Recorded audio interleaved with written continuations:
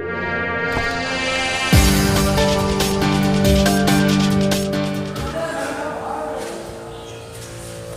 मेरे फ्रेंड्स, आपका बहुत बहुत स्वागत है आपके अपने यूट्यूब चैनल निशाई क्लासेज में। हम लोग जो है बालाजी प्रकाशन की बुक से पढ़ रहे हैं मैथ क्लास 10th की, और त्रिकोणमिति पूरी तरह से हमने कंप्लीट कर लिया है। लेकिन उसी के अनुप्रयोग हम कह सकते हैं ये होता है हाइट एंड डिस्टेंस, सब हम पढ़ने वाले हैं। और जो एक्सरसाइज हमारी है 11.1 है, ये हमें स्टार्ट करना है। तो कुछ दो चीज़ें उसमें होती हैं, दो कोण होते हैं दो प्रकार के, एक होता है उन्नयन कोण और एक होता है अवनमन कोण। उनके बारे में मैं थोड़ा सा बताऊंगा, उसके बाद फिर हम लोग क्वेश्चन स्टार्ट करेंगे। तो देखिए, मैं ज़्यादा समय आपका ना लेते हुए मैं बताने जा रहा हूँ। यहाँ पर देखिए मैंने लिख दिया है उन्नयन कोण, जिसे एंगल ऑफ एलिवेशन भी कहते हैं। इसकी परिभाषा होती है जब किसी वस्तु को धरातल से ऊपर की ओर देखा जाता है तो धरातल के साथ बने कोण को उन्नयन कोण कहते हैं। एक चीज़ और ध्यान रखिए, हाइट एंड डिस्टेंस में अगर आपने फिगर क्लियर कर लिया है तो आप सवाल क्लियर कर लेंगे। अगर फिगर आपका गलत बना है, फिगर आप बना नहीं पाए हैं, तो चाहे जितनी मेहनत कर लीजिए आपका सवाल हल नहीं होना है, एकदम श्योर है ये। तो देखते हैं यहाँ पर क्या करना है। इसने कहा कि जब किसी वस्तु को धरातल से ऊपर की ओर देखा जाता है, ये धरातल है, धरातल पर कोई बिंदु है और यहाँ से देखा जाना है ऊपर, यहाँ पर है देखा जाना, उसके बाद यहाँ पर हम इस तरह से मिला देंगे। ये कोण जो मिलेगा, मतलब यहाँ से किसी वस्तु को देखा जा रहा था, वो वस्तु यहाँ पर थी और इन दोनों के बीच में जो कोण बना वही हमारा क्या हो जाएगा, उन्नयन कोण हो जाएगा। वही कोण हमारा कौन सा होगा, उन्नयन कोण हो जाएगा। अब अवनमन कोण को देखते हैं। अवनमन कोण एंगल ऑफ डिप्रेशन बोलते हैं इसको। जब किसी वस्तु को नीचे की ओर झुकते हुए कोण बन रहा हो, जब किसी वस्तु का नीचे की ओर झुकते हुए कोण बन रहा हो तो उसे अवनमन कोण कहेंगे। इंग्लिश में एंगल ऑफ डिप्रेशन कहते हैं इसको। तो नीचे की ओर झुकता हुआ, जैसे कहा जाता है कोई कोण ऊपर बन रहा है, ऐसे इस प्रकार से बन रहा है, ये कोण बन रहा है और उसका हमें उन्नयन बनाना पड़ता है। तो ये क्या हो जाएगा, ये हो जाएगा कोण। जितना कोण ये होगा उतने कोण ये हो जाएगा। ये दोनों समांतर रेखाएं हैं, जैसे इसको मान लिया ए और बी, इसको मान लिया सी और डी।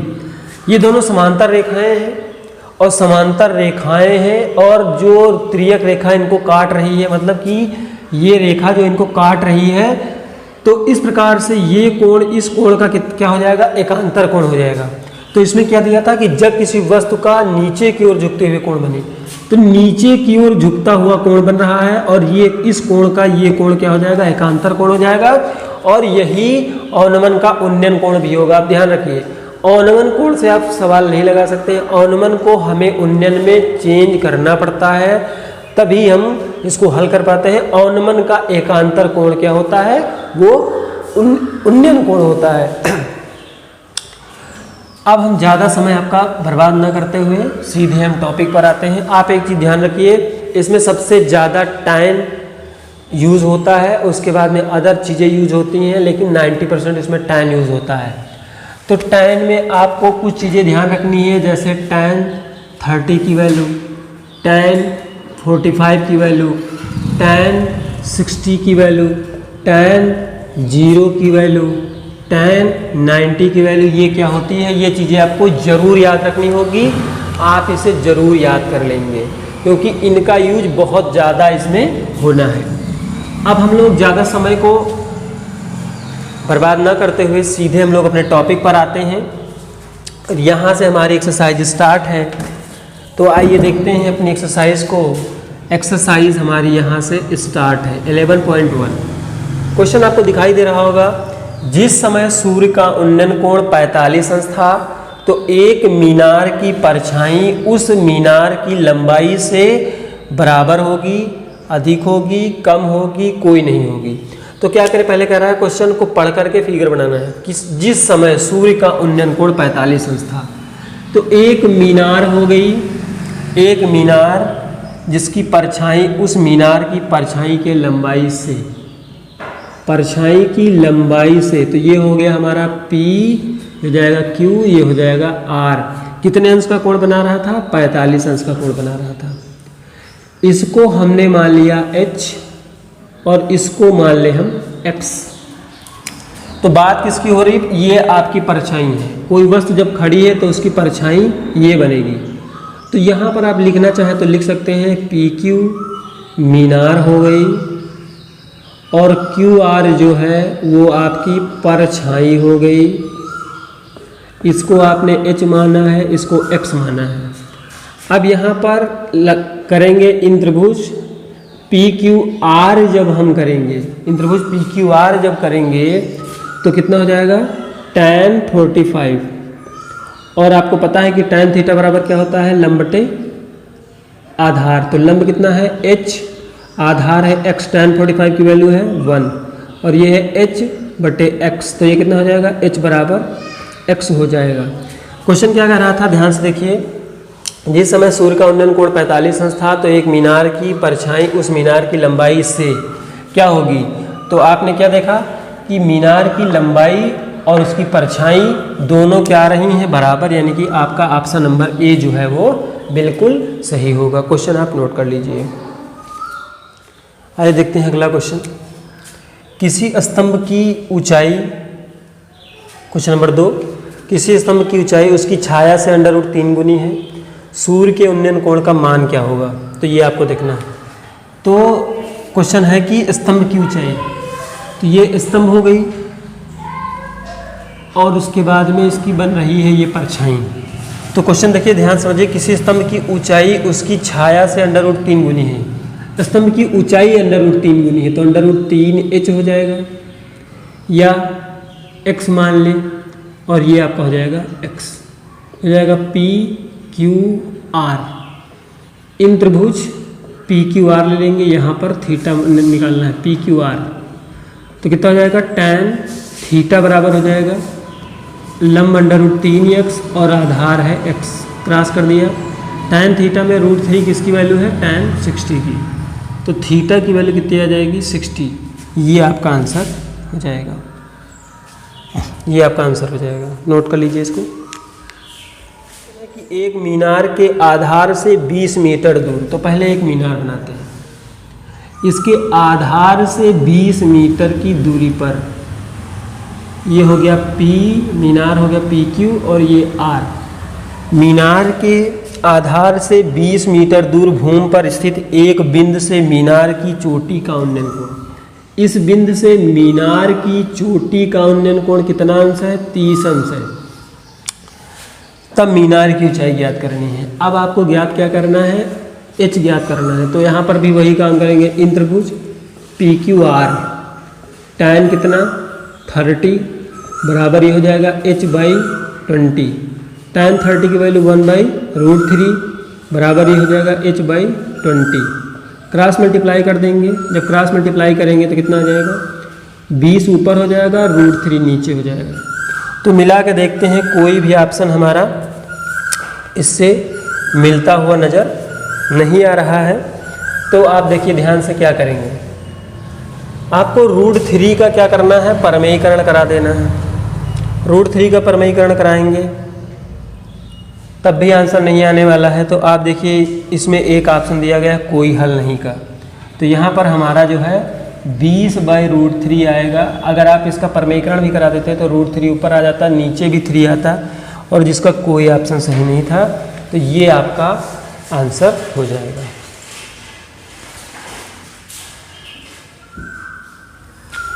आइए देखते हैं अपना अगला क्वेश्चन, क्वेश्चन नंबर 4। यदि सूर्य का उन्नयन कोण 45 अंश है तो H मीटर के स्तंभ की परछाई ज्ञात करनी है।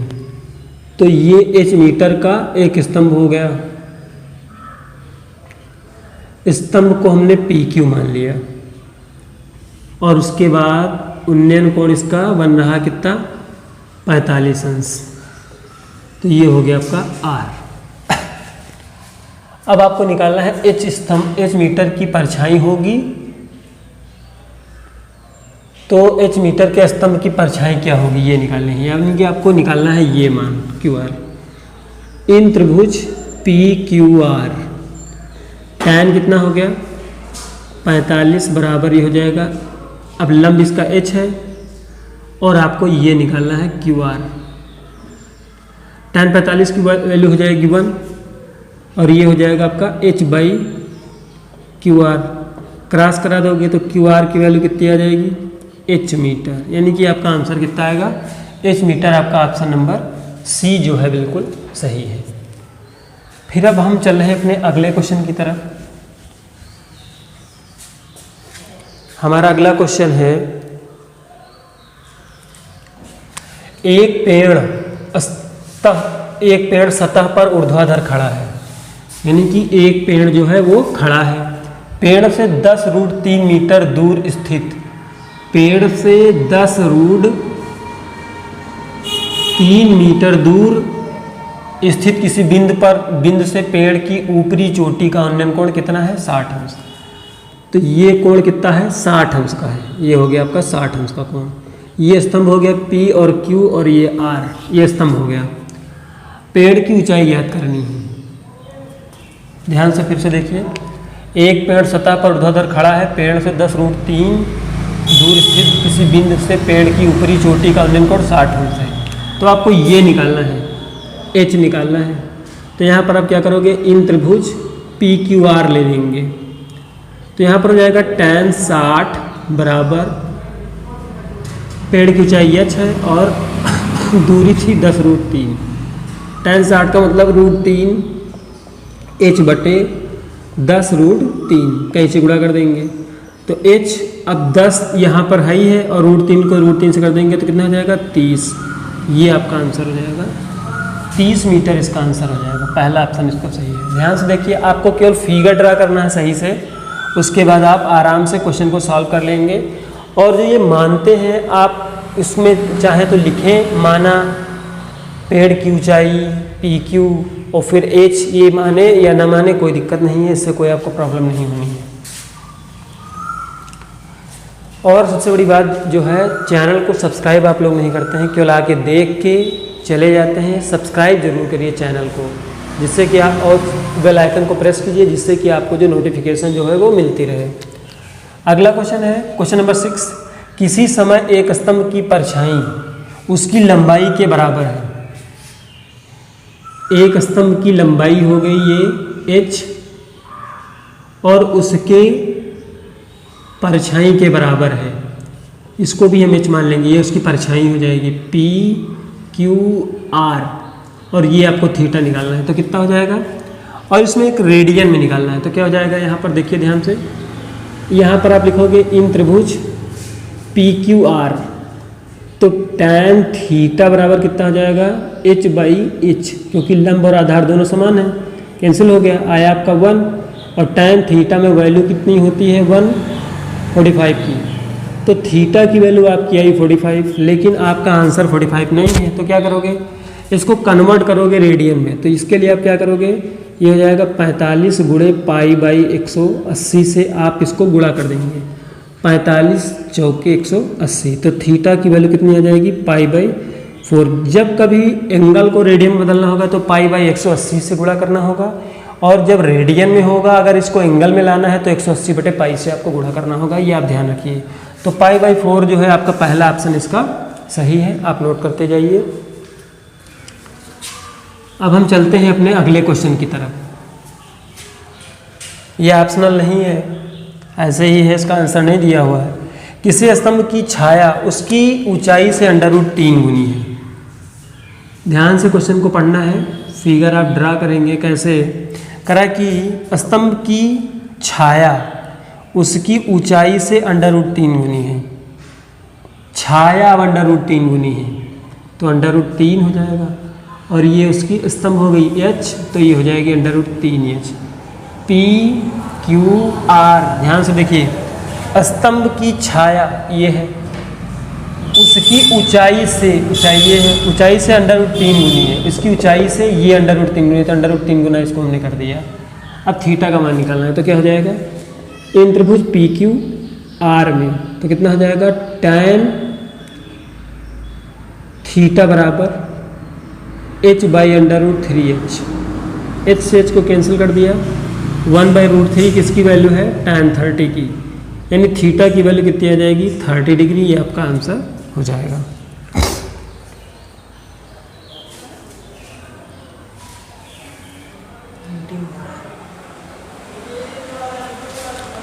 थोड़ा सा क्लैरिटी डाउन हो रही है। अब देखिए हम अपने अगले क्वेश्चन की तरफ चलेंगे।